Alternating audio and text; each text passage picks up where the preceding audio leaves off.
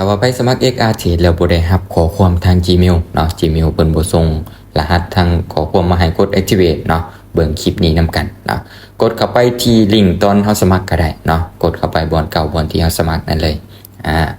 กดเข้ามาแล้วถ้าว่าเด้งมานะการสมัครแบบนี้บ่สมัครใหม่เด้อเพราะว่าเฮาสมัครแล้วเนาะกดไม้คูณออกเลยเนาะกดไม้คูณออกหลังจากนั้นกดล็อกอินเข้าไปเนาะกดล็อกอินเข้าไปแล้วให้เฮามากรอก Gmail กับรหัสผ่านเฮาใส่เนาะในช่องที่1เนาะให้เฮาใส่ Gmail เนาะ Gmail ตัวที่เฮาสมัครกันเด้อเนาะ Gmail ตัวที่เฮาสมัครแล้วบ่ได้รับข้อความนั้นเนาะให้เฮาใส่ Gmail ของเฮาลงไปเลยเนาะใส่ให้ถูกต้องนำเนาะใส่ให้ถูกต้อง ต้องยืนยันว่า Gmail ของเฮาถูกต้องดีแล้วเนาะเพิ่นจึงจะส่งมาถึกเนาะถ้าว่า Gmail ของเฮาบ่ถูกมันก็ส่งไปทางใหม่เนาะเราต้องกดให้ละเอียดนำเนาะแล้วมาช่องที่2อันนี้ช่องที่2แม่นใส่รหัสเนาะใส่รหัสในตอนที่เฮาสมัครนั่นเลยเนาะถ้าว่าไปจื้อก็แคปหน้าจอไว้นำเนาะหลังจากนั้นก็กดใส่อินเข้าไปเนาะเด้งมาหน้านี้ให้เฮากดเบิ่ง Gmail เนาะว่าถูกต้องหรือบ่ถ้าว่าบ่ทันถูกหรือว่าบ่ทันมีให้เพิ่มใส่เนาะถ้าว่ามีแล้วก็กด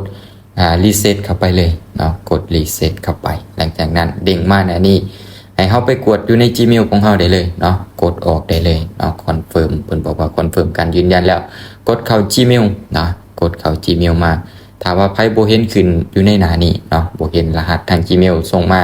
ให้มาที่3ขีดทางซ้ายมือเนาะแล้วมาหาอยู่ในทางขยะทางลุมเลยเลื่อนมาลุมสุดจะเห็นทางขยะกดเข้าไปเนาะถ้าว่าบ่เห็นกลับคืนอีกเนาะบ่เห็นกลับมาที่จดหมายขยะบ่เห็นอีกกดมาที่สำคัญเนาะถ้าว่าเห็นอยู่ในสำคัญแม่นกดเข้าไป activate ได้เลยเนาะถ้าว่าบ่เห็น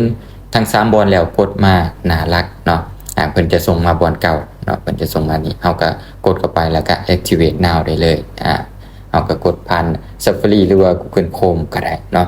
เท่านี้ก็ถือว่าสำเร็จขั้นตอนที่1เนาะ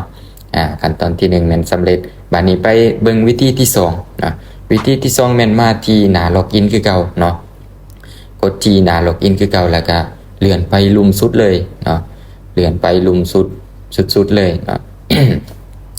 เลื่อนมาฮอดหน้านี้เราจะเห็นคำว่า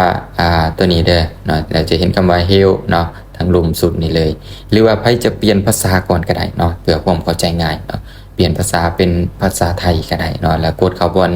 ช่วยเหลือหลังจากนั้นกดเข้าบอนบ่ได้รับอีเมลเนาะกดเข้าบอนบ่ได้รับอีเมลในช่องตัวนี้แม่น